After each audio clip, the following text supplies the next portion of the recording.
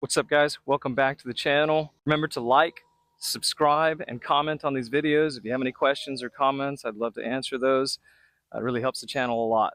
We're going to pick it up with putting. This is lesson 4. This is going to be on the stroke. The last few lessons by now you should know how to grip the putter, the path that you're going to take, and today we're going to talk about the tempo, the actual stroke itself. What is tempo? What are we trying to accomplish? So here we go. So tempo is timing, it's rhythm. Musically, we think of tempo as being the beat of the music. And your tempo in your putting stroke or even in your golf swing is going to be essentially the time it takes you to go back and then forward, or the rhythm that you use to do that. If it's like a 1, 2, similar to a breath, or it could be a quick tempo, a very fast poppy tempo, or it could be a very slow, deliberate tempo. We'll talk about the differences of this and how you can decide what tempo you would like to use. Understanding tempo will give you consistency in your stroke. In other words, rhythm of your stroke needs to be pretty much the same when you putt for that particular round of putting. And if you have a good tempo or a consistent tempo, then it will give you consistency and you can utilize that same tempo on all of the putts during your round for that round. Having a good tempo also gives you a sort of flow. It gives you a balance. It gives you something that you can stand on, a foundation that you can utilize to stroke the putt. Understand that the tempo is more than just the time that it takes you to go back and forward. Tempo is largely dependent on the shaft. This is probably information that's not that well understood, but this shaft that connects your hands or the grip to the putter face, this shaft is not rigid. It's actually quite flexible. As you see there, I can bend it quite easily. And well, you might think, well, it's not going to bend when you putt, but it does. It bends more than you think. When you take the putter back, the weight of the putter is going backwards. So when you take the putter back, it already has a flex like this. It's flexing this way. And then when it reaches the top of the stroke and you change directions, the weight of the putter from inertia wants to keep going this way, but the rigidity of the shaft starts bringing it back. So when you reach the top of your stroke, the shaft is actually flexed slightly. When you change directions, the weight of the putter pulls the shaft flex like this and flexes the shaft. And when you come back to the ball, at whatever point you start slowing down, then the shaft unloads and releases the flex, and then it will flex the other way like this. I'm going to try to show you the flex of the shaft as I move this back and forth. So you can see from this perspective,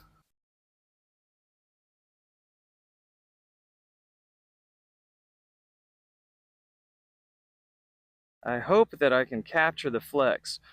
It may not be easy to see on this camera, but if you take your putter and you look down at it and look at the shaft as you stroke it, if you look at about right here on the shaft, you will see that it actually flexes backwards when it goes back, and then it unflexes as it comes through the ball. This is something that you need to pay attention to, because understandably, because the shaft is on the end of the putter, when you take it back and it flexes, it's going to open the putter up slightly, and then when it unflexes, it will close the putter down somewhat. Paying attention to the flex is important because you want to use the flex as you putt.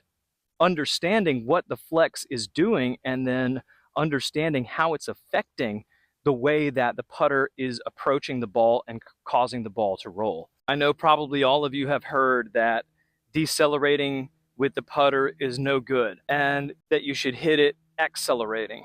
Decelerating with the putter is going to be very difficult to putt because when you decelerate, the shaft has unflexed and closed the club face down.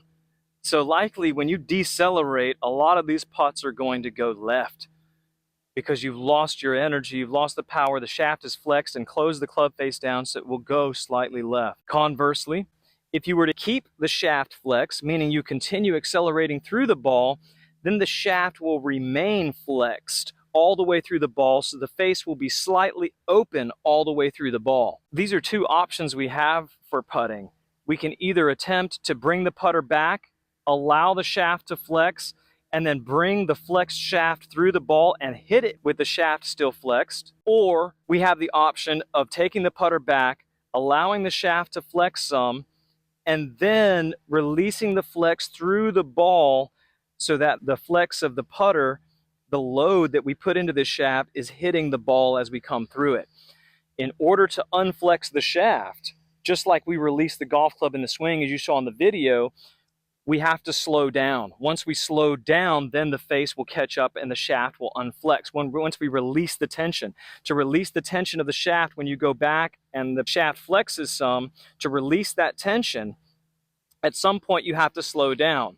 Preferably, we want to slow down wherever the ball is so that the putter face passes and hits the ball that way. These are really your two options. You can either try to putt with the shaft flexed still through the ball, or you can putt with the shaft releasing through the ball. You definitely do not want the shaft to release too early. That would be a strong deceleration, and that's not going to be a feasible way to putt the ball. But we do have two options. I think either one can probably be used successfully. I typically use the fact that I want the putter face to release through impact. That seems to give me better results than trying to hold the flex through the ball. That seems a little bit difficult for me to do, but I think either way would probably be feasible. So you have to choose whether you're going to try to hold the flex through the ball or time the flex so that it releases through the ball. What you want to do here to feel this is take some strokes and try to feel how when you take it back, the putter goes back and puts tension on the shaft when you reach the top of your swing.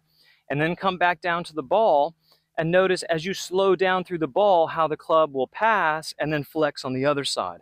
You can really feel this if you move the putter face back and forth. If you move it back and forth, you should feel it flexing this way and then flexing that way and flexing this way and flexing that way. Once you can feel that in your hands, then you can start to putt with that. That becomes your tempo. Once you can feel the flex of the shaft of your putter, or you can feel the weight of the putter flexing the shaft, then you can begin to putt that way and determine where your release needs to be. As I slow down and stop, the shaft unflexes and passes. So we have some options. Just because the shaft is flexing doesn't mean that we're kind of limited with our tempo. I can use a different tempo with the same shaft flex. I can take it very slow and load the shaft very gently by not taking it back too aggressively, by not putting too much energy going back in the backswing. The less energy I put back in the backswing, the less the shaft will load. Or I can take it back rather aggressively and really load the shaft up a lot.